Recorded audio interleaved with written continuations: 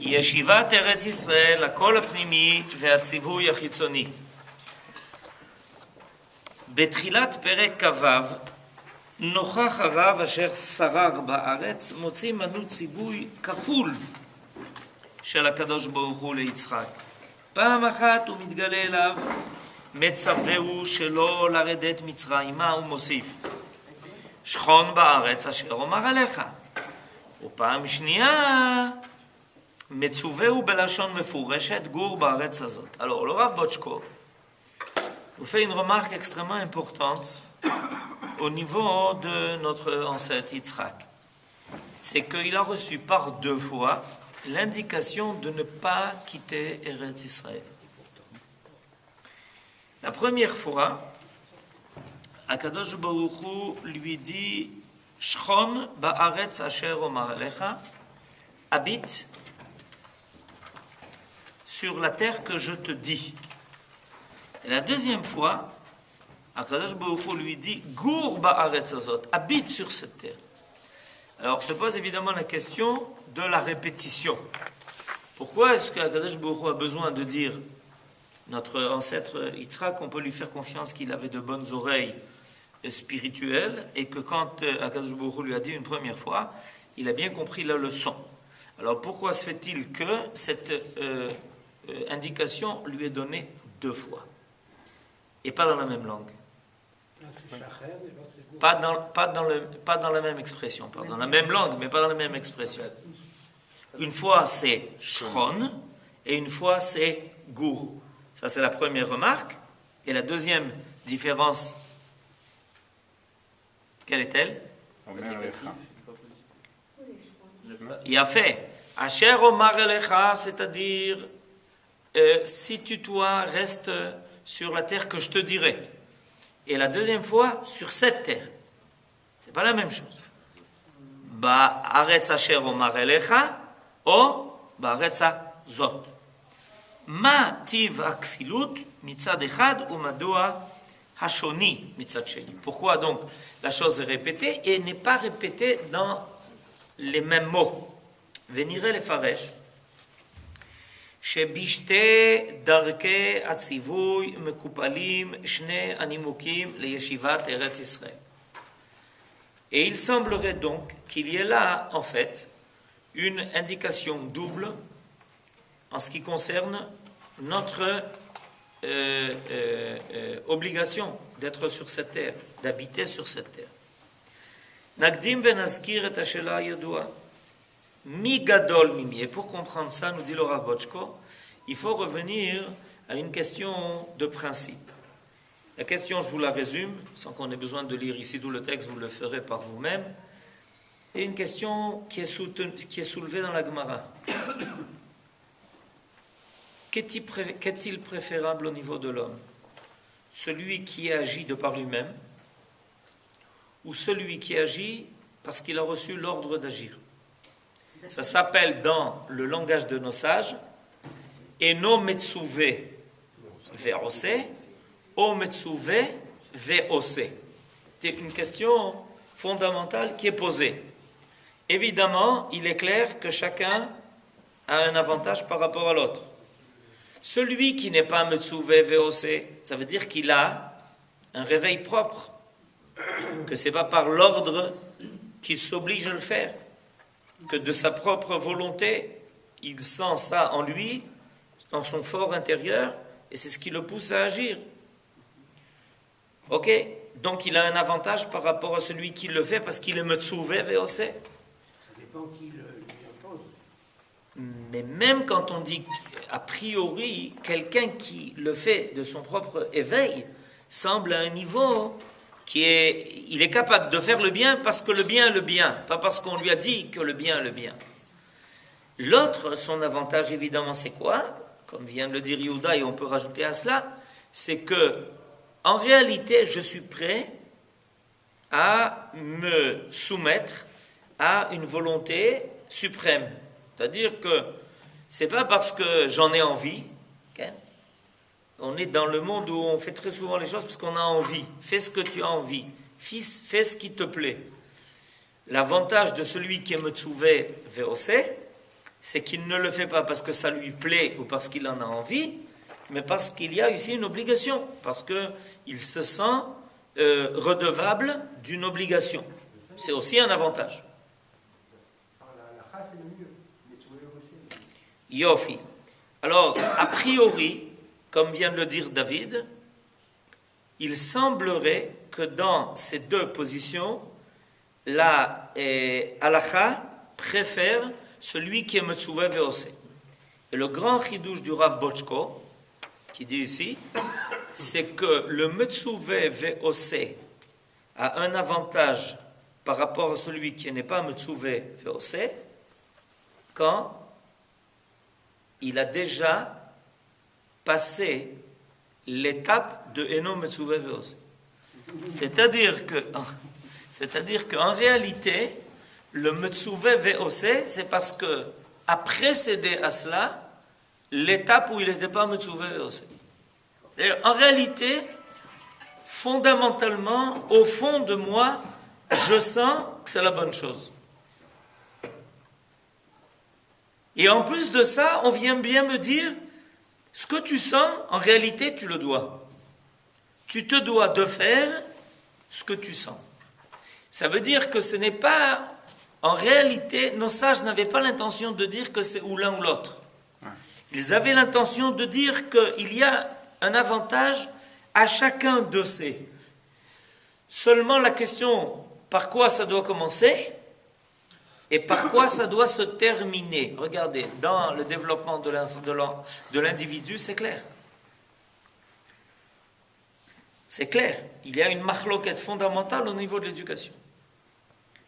Au niveau de l'éducation, il y a une prise de position qui dit « Ne fais pas confiance à l'enfant, à l'homme, tu n'as rien de bon à attendre de lui, donc, conclusion, discipline. » Il y a une autre éducation qui dit « Ma pitom, il faut que l'enfant veuille de par lui-même, il faut l'amener à vouloir, à sentir les choses, etc., etc. » Et on a deux écoles qui marchent en parallèle. Ok? En réalité, il est clair que c'est les deux.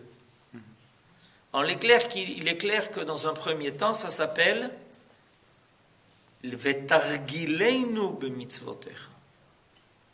Avant qu'un homme ne dise la bracha, Asher kiddeshanu b'mitzvot avetzivanu, on l'a déjà habitué aux mitzvot. On lui a déjà parlé de cela. Il a déjà grandi dans cela. Le développement normal de celui qui accomplit les mitzvot, c'est que depuis longtemps, il le connaît avant qu'il soit obligé. On parle de celui qui est bar mitzvah. Quand on parle de bar mitzvah, on parle de celui qui a envie de faire le mitzvot ou celui qui est tenu des mitzvot? Tenu des mitzvot. Et jusqu'à l'âge de 13 ans, qu'est-ce qu'il a fait? Le travail, jusqu'à l'âge de 13 ans, c'était précisément de d'abord lui faire passer l'étape de vouloir le mitzvot. De targileno b'mitzvot, ça s'appelle le chinour. Tu veux faire Netilat Yadayim? Non. Pas de Netilat Yadayim. C'est horrible, c'est terrible. Non, pas du tout, rien. Clou. Si tu veux pas Netilat Yadayim, je l'ai encore clou. D'accord? Il n'est pas tout. De toute façon, il n'est pas chayav.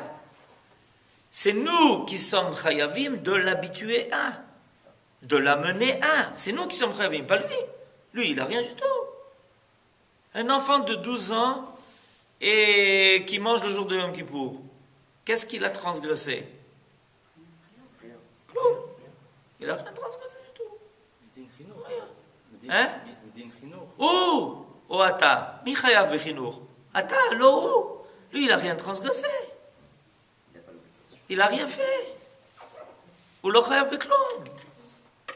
Un gosse de 11 ans qui chover et à kol hakelim. Ma ou chayav? Klum. לא חייב כלום. שום דבר. faut pas leur dire ça, hein, non. אל תספרו להם. אבל זה ככה. Rien clos. Parce que le principe, il est clair, c'est qu'avant de rentrer dans le chiyuv, il faut qu'il y ait 13 ans de tzmicha. Il faut qu'il y ait d'abord tout un processus où on s'habitue, où on veut, où on a envie, où ça nous fait plaisir. Où ça nous fait plaisir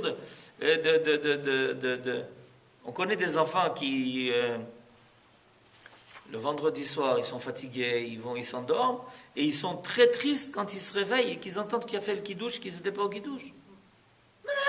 C'est kidouche, boré. Là, malo, il n'était pas kidouche. La semaine passée, j'étais obligé de refaire le kidouche à cause de ça. J'ai fait 2 fois le kidouche. C'est notre petit-fils de 3 ans. Il s'est réveillé, il était fatigué, il s'est réveillé. Tout d'un coup, il s'est aperçu qu'il y a eu le kidouche. Alors, on l'a convaincu qu'en réalité, on allait faire le kidouche. Et on a refait le kidouche. Sinon, impossible. Yefchar. Ou c'est kidouche. Mais pas parce qu'il n'est pas Metsouvé. C'est pas parce qu'il est Metsouvé. Vous comprenez? Alors, ça va nous expliquer beaucoup de choses. Veine bapasuk arishon amar Hashem le Yitzchak shchon ba'aretz. C'est ce qu'il lui a dit. Shchon ba'aretz. Ou bezeretz. Il lui a dit shchon ba'aretz. Quelle terre? Asher omar elecha. Mais dis-moi de quoi il s'agit. Il est où à ce moment-là en Eretz Israël? Yitzchak, il est en Eretz Israël. Alors pourquoi il ne lui dit pas Shchon Ba'aretz Azot? Il est en Eretz Israël. Il lui dit Asher Omar Elecha, je te dirai. Tu diras, je suis là. Dis-moi Shchon Ba'aretz Azot. Atzivui hazeh makbil latzivui beparashat Lech Lecha El Haaretz. Qu'est-ce qu'Akadosh Baruch Hu a dit à Abraham? El Haaretz, Lech Lecha El Haaretz Asher. Areka, dis-moi l'adresse, non? Pareil au moment de Akedat Yitzchak. Gam be'Akedah, Atzivui hu domeh al echad de'arim asher omar elecha. Dis-moi l'adresse. Har Moriah. Non, je te dis pas. Qu'est-ce que tu dis? Là où je te dirai, en réalité, qu'est-ce que Akadosh Baruch Hu est en train de dire à Abraham et à Yitzchak? Que c'est pas l'adresse qui est importante. C'est l'essence. Il est en train de lui expliquer que ce n'est pas une adresse qu'il est en train de lui donner. Il lui est en train de dire que cette terre-là, c'est la terre de Dieu. C'est la terre que moi je te montre. C'est la terre que moi je t'indique. C'est-à-dire que ton attachement à cette terre n'est pas un attachement géographique où sur un atlas on te pointe du doigt, on te dit c'est là. C'est pas de ça qu'il s'agit. Les Juifs, ils ont aimé Eretz Israël pendant des milliers d'années. S'ils leur demandaient où c'était sur le globe terrestre, ils auraient peut-être marqué l'Afrique du Sud. Ils n'avaient aucune idée. Il faut que les Mefarshim du Tanakh, les commentateurs de la Bible, essayent d'expliquer où sont les frontières dont il est question dans la Bible. Les gens n'avaient aucune idée. Vous trouverez Rashi qui vous dit, tu sais, ça se situe là, c'est en haut, c'est en bas, le Nil c'est en bas, le truc c'est en haut. Les gens n'avaient aucune idée de quoi on parlait. Jusqu'à aujourd'hui, il y a des gens comme ça. Oui. Jusqu'à aujourd'hui, vous comprenez? C'est-à-dire que finalement, l'important ici, c'était pas de donner l'adresse, c'était de donner l'essence. Ok? Ça, c'est la première chose. Velachen, Afkan beparashatenu, deuxième page. Amar Hashem idbar le Yitzchak, Shchon ba'aretz asher omar elecha, ve'alecha lehavin zot kar. Od beterem omar elecha, alecha lehargish be'atzmecha, ve'limtso et hamakom hamatim lenishmatecha. K'lomar, quand Akadosh Baruch Hu dit à Yitzchak, reste sur cette terre que je te dis, si Yitzchak pose la question, c'est où? Il a raté son examen. Akadosh Baruch Hu lui dit, reste sur la terre que je te dis. Et Yitzchak dit, Akadosh Baruch Hu, c'est où? Zéro, tu as raté. Là, tu dois redoubler là. Vous avez compris pourquoi? Parce que Yitzchak Avinu, il est censé sentir profondément la présence divine. Asher Omar Elecha, c'est-à-dire là où je suis capable de te parler. La traduction littérale, c'est quoi? Shchon ba'aretz asher Omar Elecha. Shchon? Shchuna. Lo shchina, shchuna. Shchuna. Ma shchuna, she'at garamba. Shchon, ça veut dire situe-toi. Situe-toi. Situe-toi où? Sur la terre, où je peux parler. Alors maintenant, si Yitzhak dit, mais Akadosh Baruch Hu, c'est où? Il lui dit, mais dis-moi, tu n'as pas honte? Où je te parle? Je suis où? Où tu me sens? Où tu me ressens?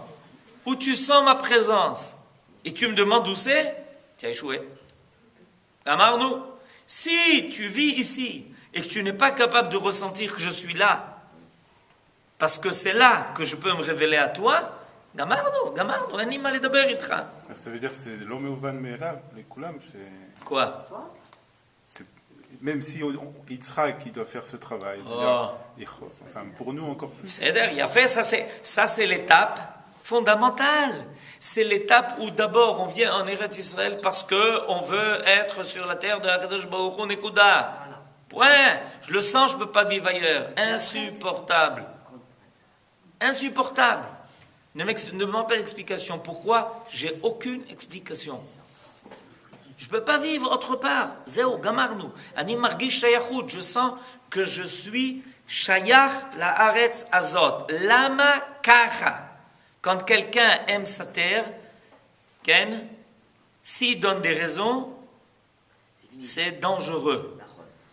Parce qu'on peut toujours trouver une raison qui n'est pas bonne. Vous comprenez? Quelqu'un m'a raconté qu'il n'y a pas longtemps de cela, une dame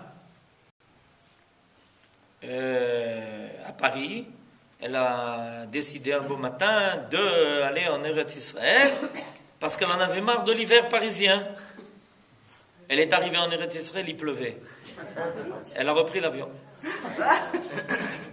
Oui, elle n'a pas de problème d'argent. Elle a repris l'avion. 2 jours après, elle a repris l'avion.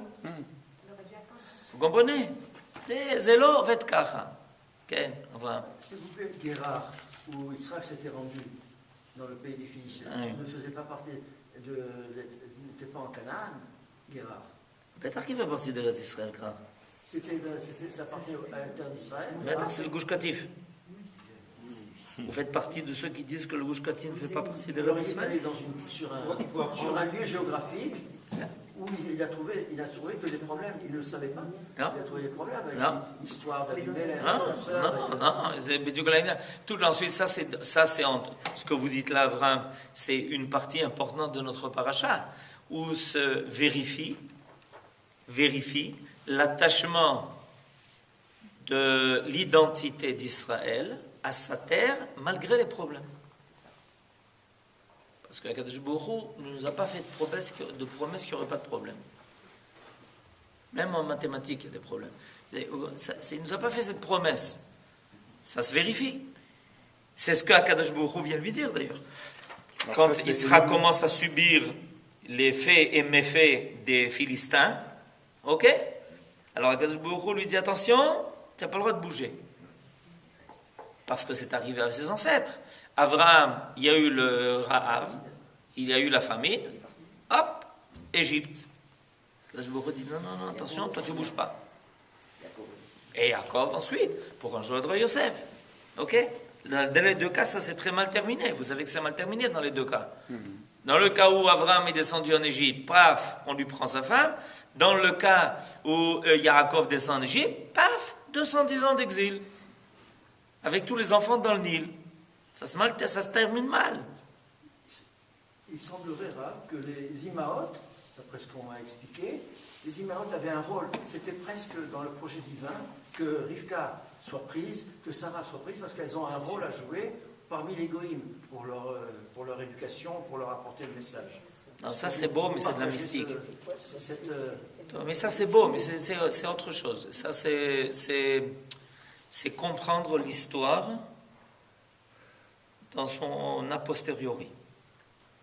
Vous comprenez? Vous avez le droit, par exemple, de dire que les Juifs ont rempli un rôle dans l'exil.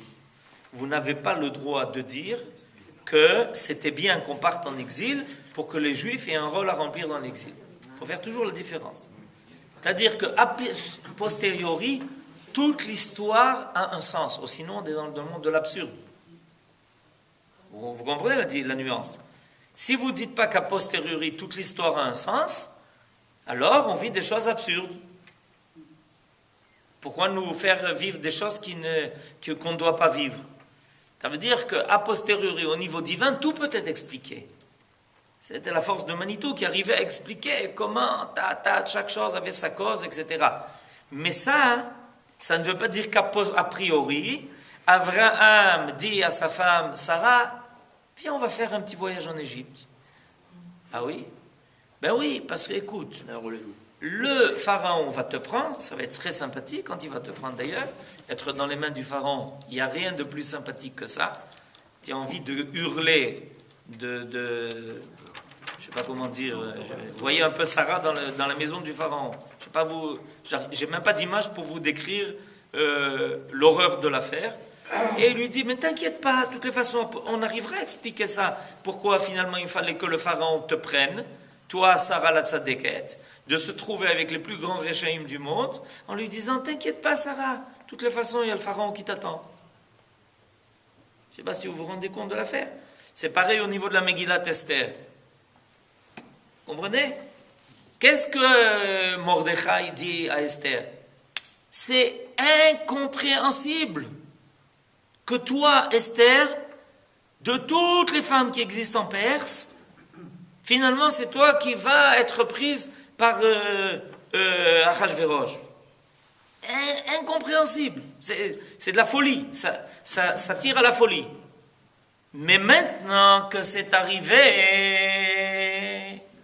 que cette chose incompréhensible et insupportable et horrible et terrible soit arrivée, maintenant, a posteriori, il y a une explication à cela.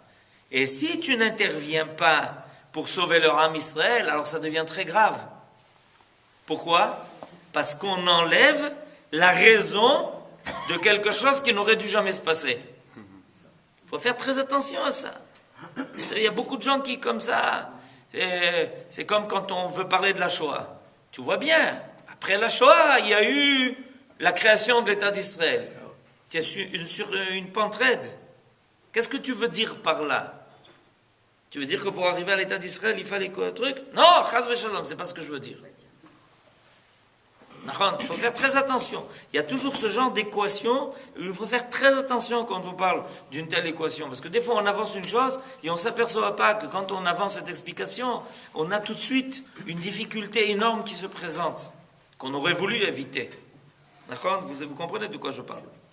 C'est un petit peu pareil à notre niveau quand on fait l'ALIA et que l'on se retrouve face à des difficultés. On ne dit pas c'est parce que j'ai fait l'ALIA, c'est parce que je suis... on arrive avec des épreuves et il faut les surmonter. Les épreuves sont des épreuves. Est-ce que c'est à cause de la Hakeda bien comprise par Yitzhak qui a eu le privilège qu'Akadosh Baruch Hu nous dise clairement ne bouge pas de là? Oui, bien sûr. Avec la Hakeda, Yitzhak a acquis un niveau qui fait qu'après avoir touché le divin, dans la Hakeda, Yitzhak a touché le divin. Il n'est pas marqué, il n'est marqué nulle part que Yitzhak est redescendu de la Hakeda. Non, vous ne saviez pas ça?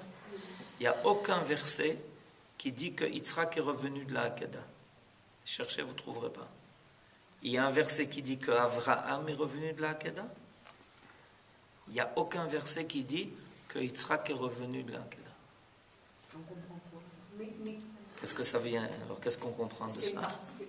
Une partie de lui qui est partie. Ça veut dire qu'en réalité, Yitzhak est resté au niveau de la Hakeda. Il n'est pas redescendu de ce niveau-là, et nos sages expliquent que c'est pour ça qu'il est devenu aveugle. En réalité, il est déjà plus du niveau de ce monde. C'est pour ça qu'il s'appelle Yitzhak, celui qui rira dans le futur, et lui, il était déjà ça. Nachon nous dira, il rira bien, qui rira le dernier. Eh bien, Yitzhak, il avait déjà acquis ça. C'est-à-dire que lui, il était déjà dans ce niveau ultime où on peut rire. Nous, on est encore dans le monde où on ne peut pas rire. Pourquoi? À cause de ce qui vient d'être dit. Parce qu'on est encore dans le monde des épreuves. On ne peut pas rire du matin au soir. Il y a des gens dans les hôpitaux, il y a des gens qui souffrent, il y a des gens qui il y a des gens qui ça, il y a des gens qui sont... il y a suffisamment de souffrance dans ce monde-ci. Donc on ne peut pas être comme Ishmaël, qui est Metzarek. On peut être Yitzhak, qui rit. On se prépare au rire du futur. Yitzhak, c'est un futur. On a appris à l'Ulpan. Mais Yitzhak, lui, il a déjà acquis ça. À la Akedah, il a acquis ça. Donc, il ne voit même pas le mal chez Esav. Il ne peut pas. Il n'est plus là. Il faut être Rivka, qui est sur terre, une bonne maman, les pieds sur terre, et qui voit. Il dit, mais c'est pas possible, tu ne comprends pas. Yaakov, c'est le tzaddik, Esav, c'est le rachat. Et il dit, Yitzhak, rachat, c'est quoi rachat? Ça veut dire quoi rachat? Rachat, c'est un rachat. Non, rachat, comment rachat? Il n'y a pas de rachat.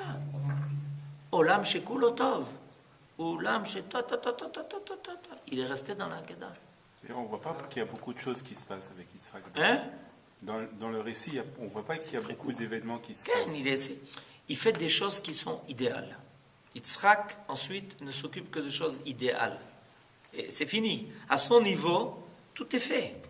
Il a déjà... Zéo, gamarnou. Alors on voit, il creuse les puits, il jette une poignée de semences, et tout d'un coup, le champ se remplit. Vaïzra, vaïmtsa, bashanaï, mea she'arim. Il est dans le monde déjà où toutes les limites ont été dépassées. Il a passé ça sur lui-même. Il a dépassé les limites, les contingences du monde qui est provisoire. Il n'est plus, exactement, il n'est plus dans le provisoire, Yitzhak. C'est pour ça qu'il s'appelle Yitzhak. Il n'est plus dans le provisoire, il est dans le définitif. Dans le définitif, Esav, c'est fini. Il n'est plus rachat. Damarnou. C'est pour ça que tout le monde pense, mais qu'il n'a pas vu, quelqu'un m'a demandé cette semaine. Mais quoi, il n'a pas vu ce que Esav faisait? Non, il n'a pas vu. Il est dans le monde du définitif, dans le monde du définitif. Esav, il est devenu le bon frère de Yaakov, c'est terminé. Mais entre-temps, il faut quand même assumer ce qui reste. Alors c'est pour ça que, à part la première indication où Yitzhak lui est indiqué de sentir pourquoi rester en Eretz Israël, il a aussi l'ordre de rester en Eretz Israël. Pourquoi? Parce que des fois on ne sent pas. Parce que des fois, la Torah nous donne un avantage énorme. Vous savez qu'en général, on pose la question à l'inverse. Elle dit, et dis-moi, est-ce qu'on doit faire les mitzvot même si on ne les sent pas? Réponse, c'est l'avantage énorme que la Torah nous a donné. C'est d'être obligé des mitzvot même quand on ne le sent pas. En réalité, si on a été bien éduqué, on est dans une situation où on s'oblige à faire des mitzvot parce qu'on est obligé, pas parce qu'on sent. Et après, on sent. Vous comprenez? Non. Dans la situation normale, c'est que je fais les mitzvot parce qu'elles sont marquées dans le Shulchan Aruch, bien que je le sente.